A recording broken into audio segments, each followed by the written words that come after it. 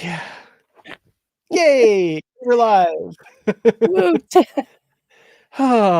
Welcome everybody to another Unready room, and we're just barely getting in under the wire as far as ready goes this time. Oh, yeah. Yeah. Whew, boy. I'm Dan Gunther. With me, of course, is the wonderful Brandi Jackola. Hey, Brandi. Hello. Yeah, welcome everybody who's watching live, and welcome to everybody who's checking us out later. We really appreciate you. And yeah, we're here today to talk about season 3, episode 7 of Strange New Worlds. What is Starfleet? Which means, man, we only have like 3 episodes left after this. It goes so Ooh, fast. why? I don't actually miss these 26 episode seasons, but at the same time, I could go for 15 Yeah, episodes, yeah, 16, maybe 17. I don't know. It, it, yeah. it started out that way with Discovery, where it Yeah, had, they had 14, I think, the first couple seasons. 14 or 15, and then all of a sudden we decided 10. Why? I want more. Give me Yeah. all of the Star Trek, please. Well, the one thing I will say is, so far anyway, the episodes we've been getting have been terrific. So there's that. Like the quality has definitely been up there. And yeah, this episode in particular, I think, very different, very big swing for Strange New Worlds, Mhm. but at the same time, not something that hasn't been done before in other franchises and other television shows, and I think done very well in Babylon 5, Oh, Battlestar yeah. Galactica, The West Wing did one. I'm not a that was in the later seasons. I'm not a big fan of later season West Wing, but um, yeah, there's MASH, I guess, is one that people have been bringing up a lot too. They were kind of Mm. one of the first ones to do that sort of thing, and I haven't personally seen that episode, but it's made me want to go back and check it out because yeah, it's neat to see the precursors to what we get here. And what we get here is very different from a typical Strange New Worlds episode. It is. And we kind of knew it would be coming because Beto's been getting all of this footage and hanging around and, implying that it was going to be a documentary. So, but it didn't quite go the direction I think that any of the crew was expecting.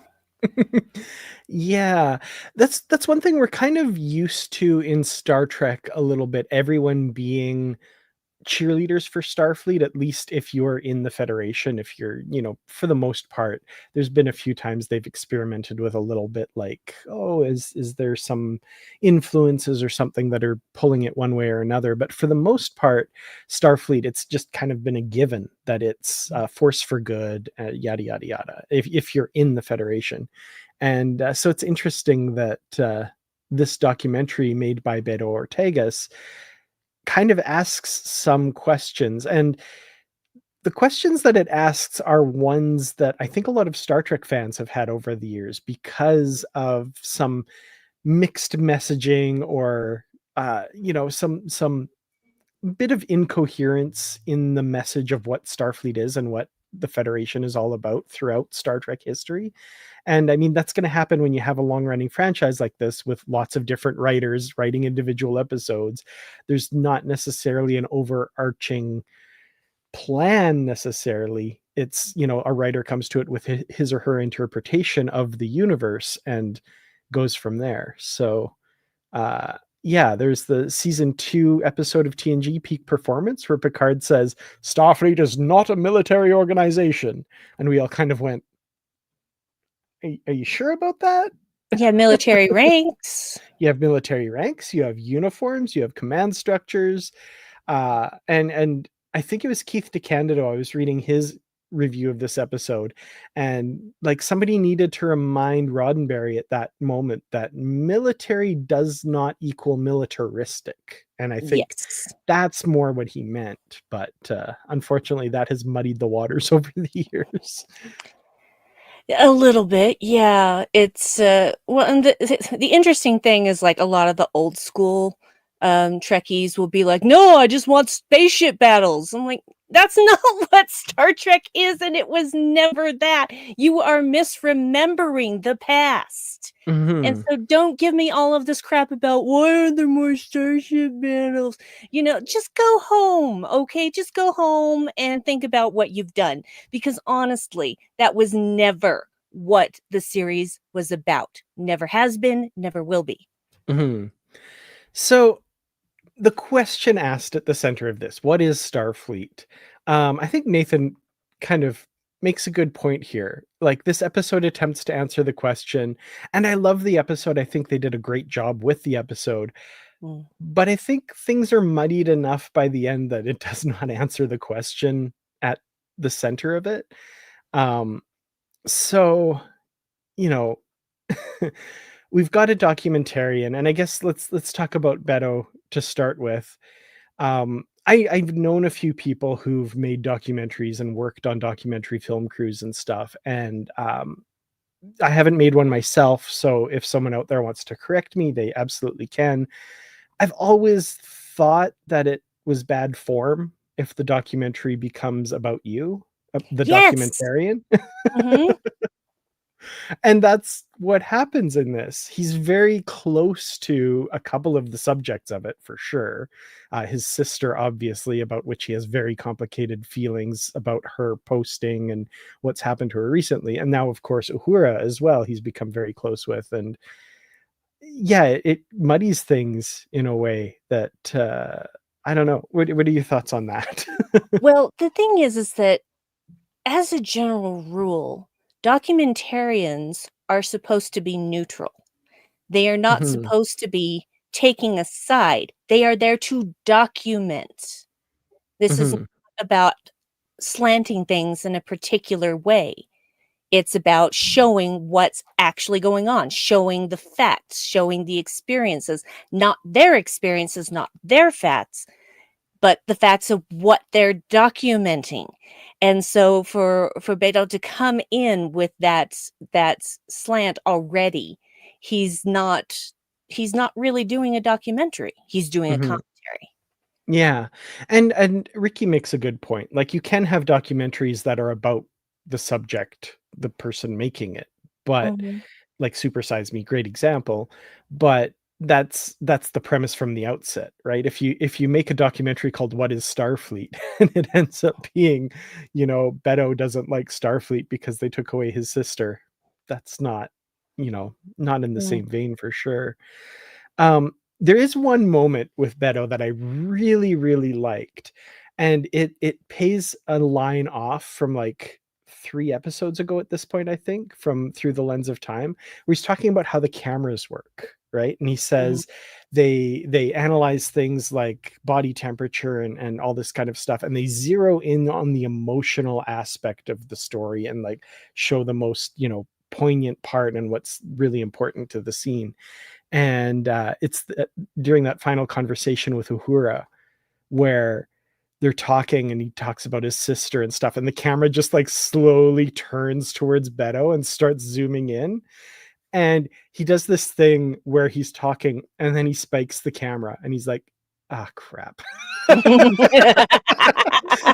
if you paid attention to that line from episodes earlier, like, it's Mhm. brilliant acting and direction in this because yeah, he's like, oh no.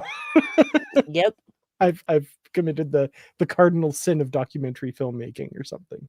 Yeah. It You made was, it about yourself, and it wasn't supposed to be about yourself because it was supposed to be about Starfleet, according yeah, to him. So, yeah. yeah, absolutely. Well, let's talk about that question then. What is Starfleet? Because there's some interesting stuff at the start of this where uh, I think it does a very good job at the beginning of kind of presenting this question really not weighting things on one side or the other until we get to the end, but like there's certain little things that like we know about Starfleet. We like Starfleet, we're Star Trek fans and all this stuff, but sometimes the way the characters say they're all about the mission, and the mission is the most important thing. And is there ever a time that, you know, you disagree with the mission? It's like, well, no, it came from Starfleet, so no, I always agree with the mission. It's like riding the line of jingoistic, or like they've drunk the Kool-Aid a little bit, and it's just enough to make the watcher, at least me anyway, just a little uncomfortable. Like, wait, let's can we examine that actually though?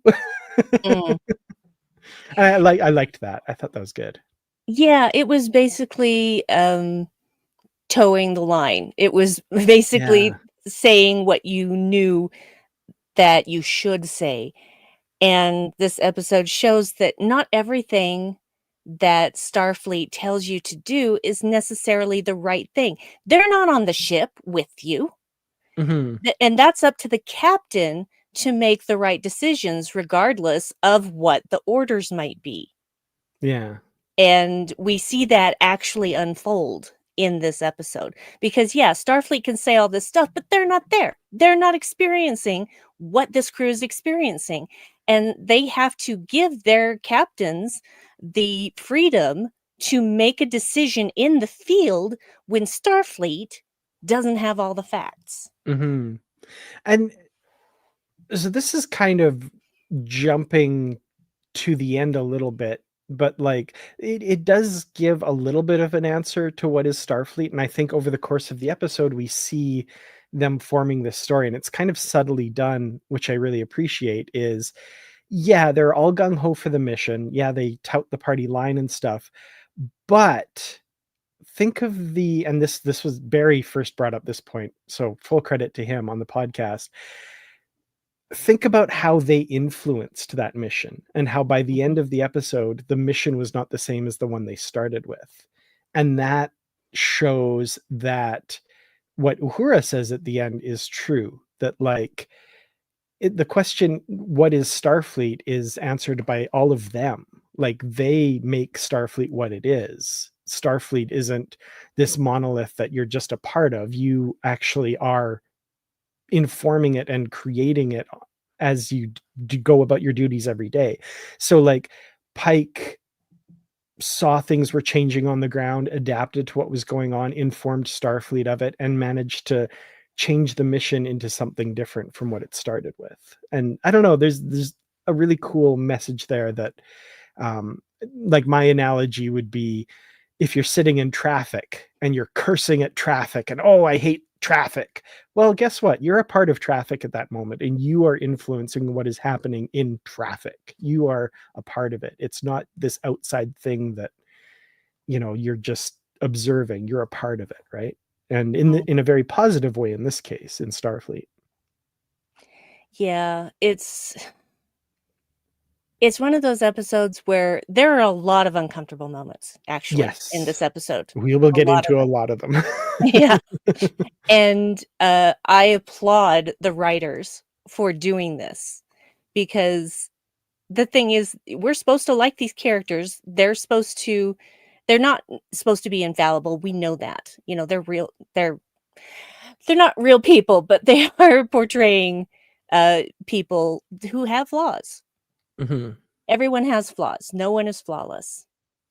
And so seeing some of that being brought up and how uncomfortable it was, like the questions that he was asking in Benga, Yeah. very, yeah, there was everybody I think was uncomfortable on those one-on-one interviews. So yeah, because it's always about perspective, because when you're outside of it, you can see a different perspective than if you were inside of it, if you were part of it. And that's neither bad nor good, but it does change the viewpoint of the person who's outside of what the perspective is on the inside, if that makes any sense. But yeah, Yeah. and No, absolutely. it's just, that's the thing. It's Starfleet is the people. Starfleet is the people. And Mhm. that's the conclusion of all of this, is that Starfleet is the people. Because you can't have a Starfleet without the people. Yeah. And we see how well that worked out when they tried to make AI just ships. Thank you, Lower Decks. Yeah. and boy, that was timely. Yeah. Yeah. So just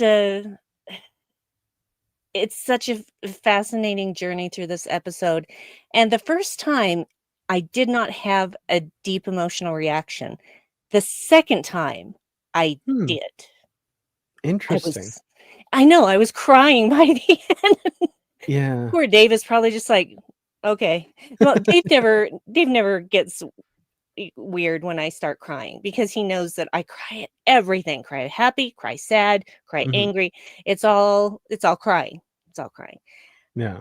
I just find it interesting that I think maybe it had a lot to do with the fact that there were I could see subtitles this time, and Mm. so I could Yeah. actually see what words they were saying because sometimes you can't tell exactly what they're saying, Yeah. especially if you've got an air conditioner on behind you because it's freaking hot here. Well, especially in this episode too, because there were a number of times where, and some of the comments have talked about this, the camera is like peeking around a corner and Mhm. capturing people when they don't know they're being recorded and they're off in the distance, and so their voices are muted and stuff. So yeah, this was one I actually have not seen it yet with the subtitles. Oh, yeah, it's a So different episode. yeah, I'd like to check that out because like I caught all the dialogue, but Mhm, as far as I know anyway. So, there's some parts where I think that would be very helpful. And so yeah, the idea of the camera also catching people when they don't know they're being recorded and stuff. Obviously at some point somebody saw this in universe and made the decision that like we'll declassify this and release it. But mhm. yeah, I certainly took umbrage at Uhura being recorded in that moment when she didn't realize and all of that. Like those moments were Not okay. yeah. And Beto as an interviewer, like some of his questions, and I mean, you can argue that that's what a good documentarian does is ask the questions that the people aren't expecting and that kind of thing. But some of them were just so designed to unseat somebody and just to get a reaction on camera and stuff, it felt a little gross. Mhm. Um, One of my favorite moments in the entire episode is Pike talking about the away team coming back on the shuttle, right? And he says, "Have you ever seen anybody die?" And he's like, "I have many times with friends and colleagues, and if it happened to you, I don't think you'd appreciate being questioned about it." I was just like, "Oh man, the delivery of that, everything that was perfect." Yeah, it was perfect. Also, when he's telling the story about the Bronco that he had to put down Yeah. because she was dying and she was suffering, Mhm. and he didn't wanna do it, but he did what he had to do, and I'm like, "Yeah, that's life. Yeah. That's life right there, and that's part of their jobs, like, every day, Yeah. that they have to make those decisions." Yeah, I really appreciated the format of this episode for that because, like, in a typical episode, you don't get those little interjections of people talking about what's happening, right? So Yeah. it dramatically worked really well. I think, like, that moment where they're coming back on the shuttle and you as the hypothetical viewer of the documentary don't know if Chapel or Spock are dead. We, of course, Mhm, know, but supposedly some viewer in the 23rd century wouldn't. And you get that voiceover of Pike, and it's dramatic. Have you ever seen anybody die? Like that's really well done. mm, And then again, the interjection later. Pike gets two really good ones in this episode. The experience on the farm with the Bronco, and having grown up on a farm and been around farms for a lot of my youth. That one hit home. I'm like, yep, I remember moments like that, not necessarily on our farm, but with friends and people that I've known and stuff that have had to go through things like that. And yeah, it yeah, was the emotional uh a documentary format allows you to really pluck those emotional strings in a good way at the exact right moments. And they do a good job with that with this for sure. agree. Absolutely agree. Nah. My grandparents were farmers, Mm, on both sides, actually, and my dad grew up on a farm. I have never had to work on a farm. I have been on a farm, but I've never had to work on a farm. But, they were never, farms with animals. It was all about crops. yeah, So, I never even came close to having to, hear about anything like that happening, and, yeah. for that, I actually am grateful 'cause, I'm a soft-hearted individual, as you all know, Me and too. it would devastate me to have Yeah, to to deal with those sort of things. So, life's already hard enough. I don't need that in my brain too. absolutely. Well, this is a good time to talk a bit about some of those character focuses, and like we haven't even really talked about the actual plot of the episode yet, which we will. Yeah. But those character interviews, we mentioned them a little bit, but there's a few that I love to focus on, and Mbenga is a big Mm. one Mhm. where like Beto knows more than he's letting on here with the questions he asked, right? And of course we see the information of Mbenga's service during the Klingon War come up, that he was known as the Ghost and he was a part of Starfleet's asymmetric warfare division, and then a bunch of redacted facts about his tour of duty and stuff. And when he says, I'm a physician, I'm a surgeon, I save lives, that's what I do, and don't ask me about military stuff. I can't comment on. I don't. That's not part of my job. And it's just like the depth in Mbenga's eyes. Mhm. It like Babs is such a good actor. I honestly think he might be this is an incredible cast, but like he might just be the best actor on this entire cast. He's so understated and so just the depth of his character is so good. And then the repeated have you ever scrubbed the sick bay surveillance tapes or surveillance camera? He's I cannot recall. Mhm. I cannot recall. It's just like, oh my god. Well, yeah, because that's what, anyone says when they're basically on trial if Yeah. they if they, refuse to answer. Yeah, I remember the Iran-Contra hearings, or Iran-Contra hearings is what it should have been called because that's how it's pronounced. It's Iran, not Iran, not Iraq, it's Iraq. Learn how to pronounce the words, people, but that's America for you. All right. They don't bother learning how other countries are pronounced. um, I also really liked Lon in Mm, her interviews, which was a perspective when people talk about Starfleet we don't usually see.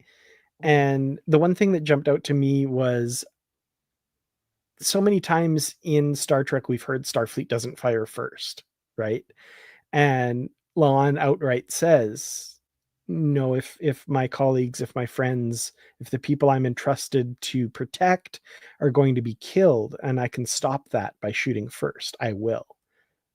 And I think like that's a much more realistic statement from a security officer rather than the slogan Starfleet doesn't fire first. Well, when the Borg cube showed up at Wolf 359, did that fleet really wait for the Borg to open up on them before they did? nope, Probably not. and well, they should not have because they No. knew how dangerous the Borg were and how nearly impossible they are to defeat. Yeah, So, exactly. yeah, of course you're gonna fire first. You don't fire first, you're dead. Yeah. And then the other one that I mean, Ortegas is a big one as well, actually. Mhm, So we should talk about her a bit. I kind of appreciated that none of her interviews were with like her sitting, waiting, and ready for the interview. She's just like doing her stuff and just kind of ticked off that Beto's asking her questions and stuff, but she's still willing to answer some questions. I also did also appreciate that like she mentioned her hand because mhm. I'd been like, "How's your hand?" And she's kind of like, "It's fine, shut up." Um, she regrew half her hand. Like that's got to be pretty traumatic, right? So Yeah, I'm and I would I'm glad it got a imagine mention. painful. Yeah, Yeah, absolutely. Well, that's something that's probably going to stay with her for the rest of her days. You don't Yeah. forget something like that. Yeah, definitely. So my favorite of these one-on-one interviews, though, is Spock. Same. No surprise. There's so much depth to that character, right? The half human, half Vulcan, and the things that he goes through. His story of his childhood, where another childhood friend, his parents had the childhood friend's parents had told him, don't associate with Spock anymore. You can't hang out with him, basically, because he's half human. And so Spock sneaks off into the desert, which we've heard before in Star Trek. We've heard that story. But the new part of the story, that his father finds him in a cave with a knife in himself, trying to excise his human half. Like, Mm, that was so heartrending and delivered in that passionless, but not really passionless way that Ethan Peck does straight to the camera. It's just like, oh my God. It's so heartbreaking. Oh man. Self-harm stuff just hurts my heart so much. And yeah, that was so well acted by Ethan Peck, and so visceral. And even though we're just being told about it, like, it's so just tattooed on my brain now that he went through that. yeah, and sadly, it doesn't surprise me because we've been shown again and again, and especially in Discovery and Strange New Worlds, Vulcans are freaking racist. They Mm-hmm. are so racist. And Some are, for sure. that Many of oh, them. most of them. I mean, Spock didn't have a lot of friends, and then the way they treated Michael, I mean, just Mm-hmm. yeah, no. Unfortunately, they need to get over themselves because they think they're so great. Well, guess what? Racism shouldn't be a part of that. So, yeah, let's Ooh, not make Vulcan great again, okay? I'm looking forward to next week. Anyway, um, um, so yeah, that, and then I think his final line in the episode is something like, "Starfleet has allowed me to explore my human half in a way that would have caused me to be shunned on Vulcan." And I love that. That was I don't know, like, we've seen so much from Spock in the last few seasons, and like what that means to him, his freedom to be able to do that. And even though we do eventually know that he ultimately, at least for a good chunk of his life, chooses, well, no, I'm going to go the strict Vulcan path, and that's what I'm going to do. And then later in life kind of merges those two again a little bit. But to have the freedom to be able to make that choice, I think is great, and a Yeah. good statement about Starfleet. Yeah, well, he was one heartbeat away from Kolinar and total logic, basically. And Hmm. then, "Oh, I'm sensing something. Oh, wait, maybe I don't wanna do this." Yeah. What he was sensing was V'ger, and, he's like, "Nope, I need to find out what's going on here." Yeah. So, the curiosity won out, and, honestly, I really appreciate the extended version, the director's cut of, the motion picture. Oh Excuse yeah, me as I bump my absolutely. table, because it gives you some context that you don't get in the, theater cut of the film, Hmm. and, uh, and I think that that context is actually really important. And Yeah. I don't ever watch the original version now, I always watch the director's cut. Yeah. Oh, that's an interesting question too. I wonder if the incident with the self-harm happened before or after Michael arrived. Maybe it's one of the reasons Sarek thought it would be good to bring her to the household. That's an interesting thought. I hadn't thought of that. Hmm. Like, in the context of Michael Burnham being a part of their household too. Yeah, That's that's cool. interesting. Neat thought. I like that. I do Yeah. too. Huh, I'm gonna put that in my head headcanon. Excellent.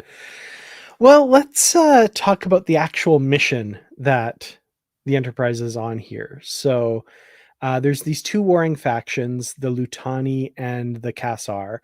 And the Cassar attacked the Lutani. We see that the casualties are wildly disproportionate. So this was an unprovoked attack by the Cassar against the Lutani.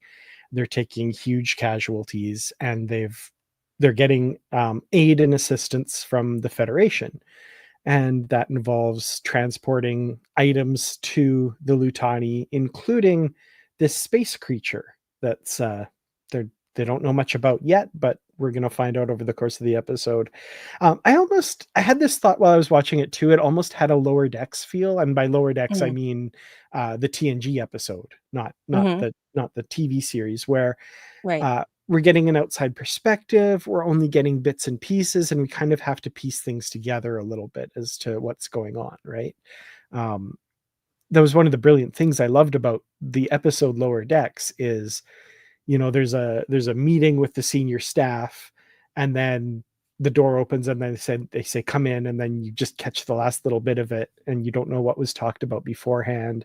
There's a little bit of that in this too, where it's just that outsider perspective that I liked. um so we find out this creature is the Jakaru that they're going to tractor into a war zone, which seems very odd.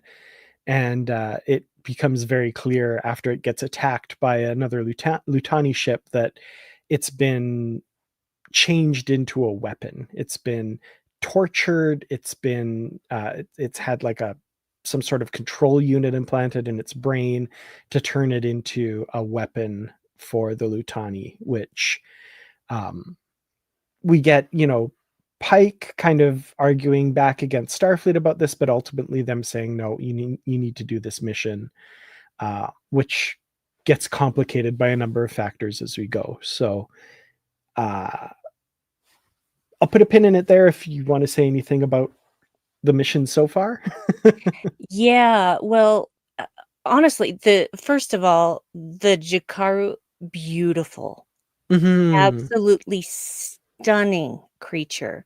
Yeah. Just like all of these gossamer wings and just whoever, dreamed this up, applaud Hmm. because it is unlike anything I've ever seen, and I love, Ortega's calling it a space dragon. Yes, absolutely.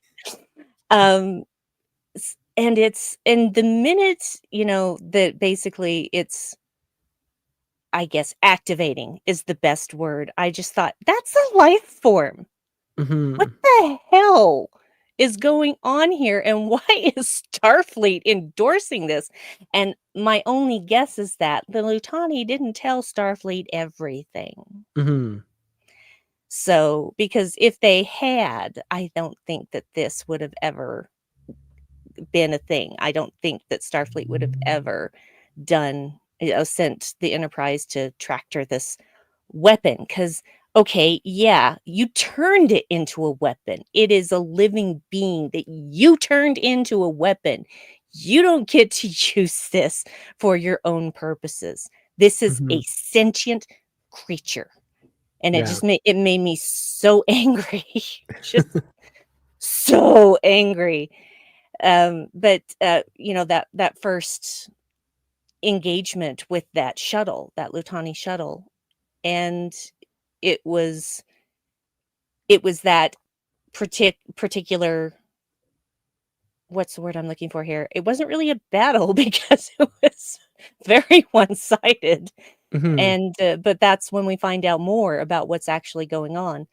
But so far, I had a bad feeling about this from the start, just from the things we overheard Pike saying, even though we didn't hear what Starfleet was saying. And I'm just like, this is not a Federation world. This is Hmm. this is I don't know. It just felt wrong from the beginning for me. Yeah. And it evokes a lot of things from Star Trek's past, right? Like I'm thinking A Private Little War, the whole Mhm. arming the hill people versus the village people. Like, should we be getting involved in these conflicts and stuff?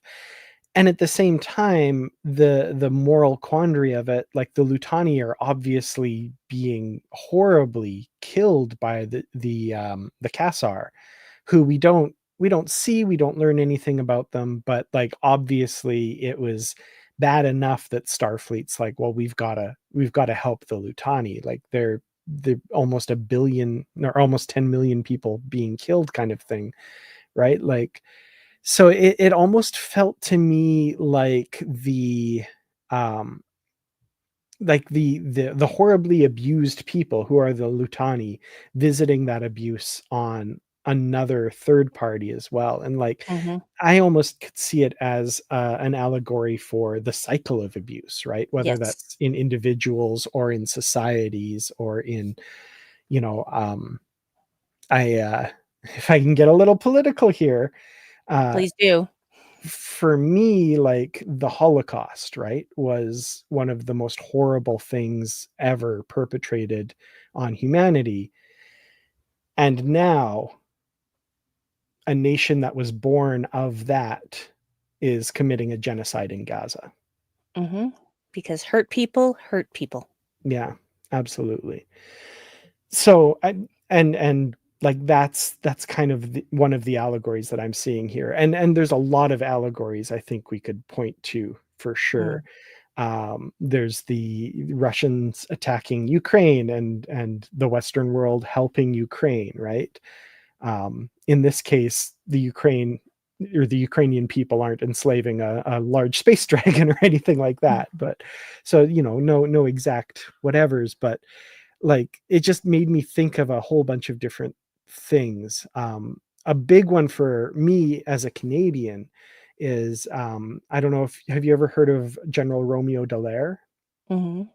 Yeah, the head of the UN peacekeeping force in Rwanda in the 90s, who was basically hamstrung and hands behind his back and wasn't able to do anything as he witnessed a genocide taking place in front of him.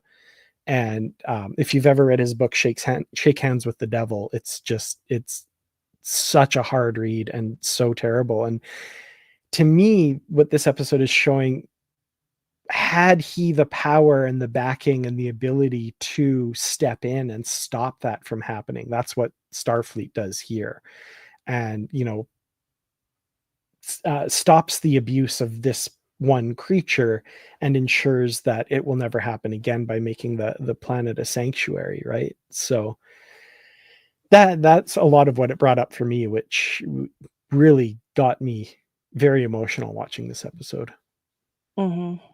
It's yeah, sometimes I back away from the emotional things because if I were to think about these things all of the time, I wouldn't be able to exist Mhm. because I feel everything all the time, no off switch, never. Yeah, So, talking about these horrendous crimes, see, this is happening, and I'm sorry. with why can't we just stop it? We're all the same, no matter what color our skin is. We all have red blood. We all have feelings. We all have thoughts. We have families. We have friends. We are all the same. There is no good reason for any of this. And it was wonderful that thanks, Dave. Oh. I had tissues right here, but he's a sweetheart. Um, and in this case, Pike is able to do something about it. Yeah. And the fact that the people who were perpetrating this horror on this sentient being still was just like, "No, no, no, you can't do this to us." I'm like, "You crossed the line. Mhm. You crossed the line." Yeah. And it is a fraught situation. Like the Lutani are going through an existential crisis as well right now. And it's unfortunate that like I don't think we're going to get any follow up. Like I would be very curious. Like, I'm assuming Starfleet is still going to aid the Lutani as far as like humanitarian aid and maybe even military aid, because that is an incredibly one-sided thing that they're going through. But they cannot do this, and I love that the line is drawn there.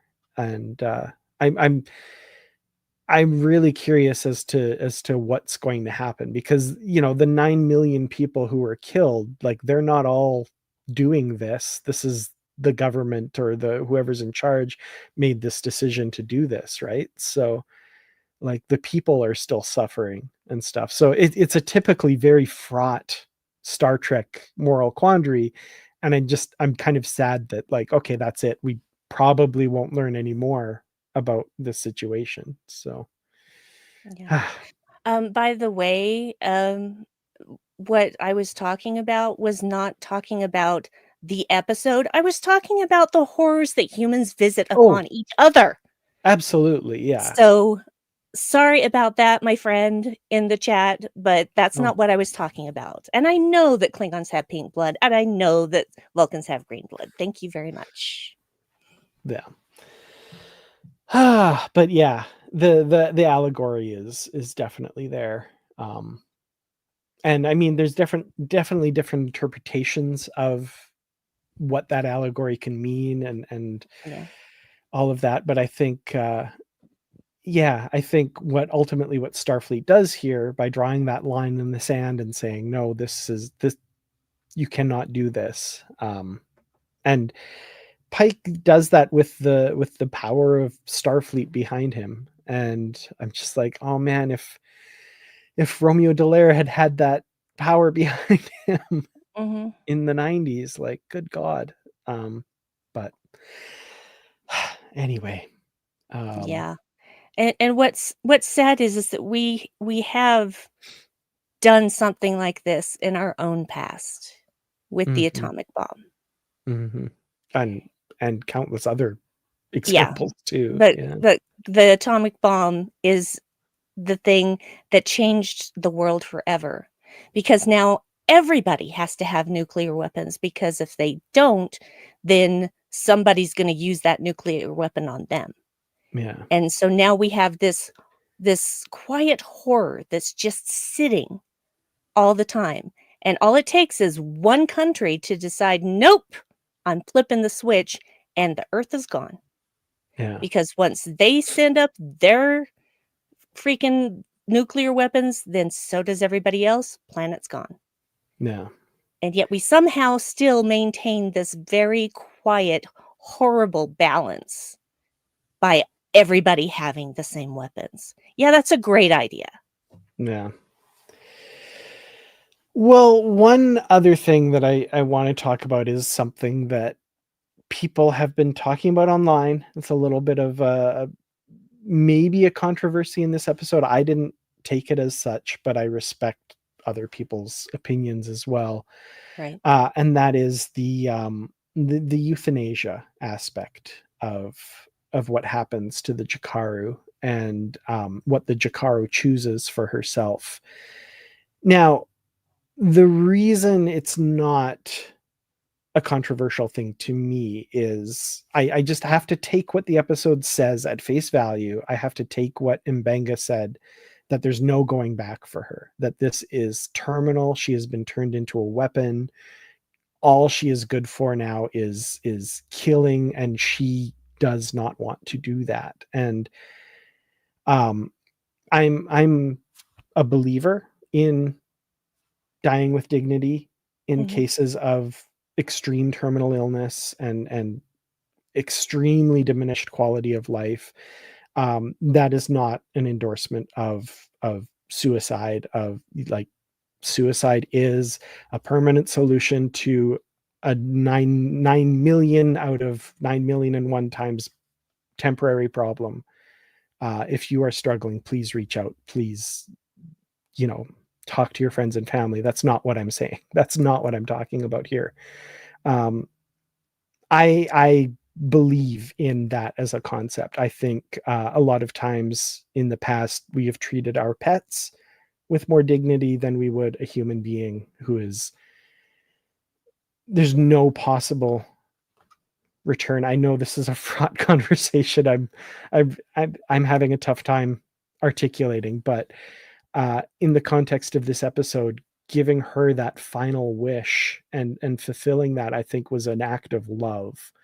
And it was sad and it was horrible that it came to that, but she didn't kill herself. She was killed by the people who altered her. And so that's my personal stake. That's where I plant my flag on this. I understand that euthanasia is a fraught concept, and for a lot of people for a lot of different reasons, and I absolutely completely respect that. So I feel like the writers did a good job with it here. Your mileage may vary. Mm-hmm. I agree. Because it's clear that she is in physical pain. She is in physical pain, not just emotional and mental pain. And she can't stop herself. She literally can't do what she wants to do. And for her to, she basically begs. She begs for release. And she begs for her children to be protected. Damn it. Yeah. And they gave her what she needed. In the end, it was her, once she got close enough to the sun, it was the gravity pulling her in, but it was what she wanted. It was what she needed. She didn't want to kill people. She didn't want everyone to come and take all of her children and turn them into monsters. And Yeah, and so I have no qualm with what she did. She did what she had to do, what she wanted to do. She had no other choice, in my opinion. and that final promise of Pike to her to like ensure that her children will be safe. I'm so glad they followed up on that, and we see that that is followed through on. That's Starfleet to me. Like that's, oh boy, that's a tough episode. It really is, and I honestly didn't think that I was going to dissolve into tears multiple times, but here we are. Yeah. Well, I think final thoughts for me and a rating for what is Starfleet. Um, a very strong episode. I thought it made me think about a lot of things, and I appreciated tackling a lot of the questions. It falls apart a little bit for me with the revelation of Beto's closeness to the subject and him becoming kind of the subject of the documentary. Barry again had a really good point that when it comes to things like this, if there are legitimate questions about an organization, and I think legitimate questions should be asked about Starfleet and how they do things, if this is the documentary that attempts to answer those questions, people who don't want those questions asked can just point to Beto and say this was a hate piece. This is, and you delegitimize the entire thing because it's all, you can point to Beto and say he had an agenda and a bias, and we can't trust anything this says, which isn't necessarily true. I think there's a lot of interesting, good stuff in here, but it does get undermined by that. So just knocks a little bit off the top for me, which still means I think last week's episode, the Salat who ate its tail, is still just the high watermark for Strange New Worlds for me. But this is a dang good episode too. It really is. Yeah, so I'm going to give it one really cool camera shot mounted on the side of the shuttle where you see the RCS thrusters going, and it's like that kind of shot, because that's really cool. I like that. That was fun. Good times. Yeah, final thoughts. There are always final thoughts. I don't think I have anything more to say because, yeah, I just I don't want to keep crying. But this this episode was hard the first time.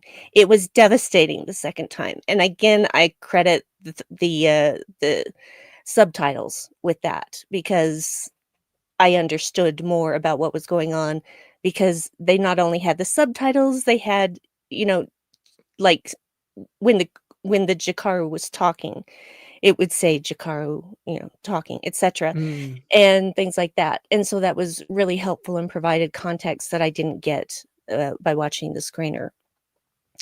And, yeah, I think that it's actually a pretty brave episode because, yeah, this has been done before in Star Trek, but the way that they did this, I think was just really quite genius, frankly. Mhm. So I would give it,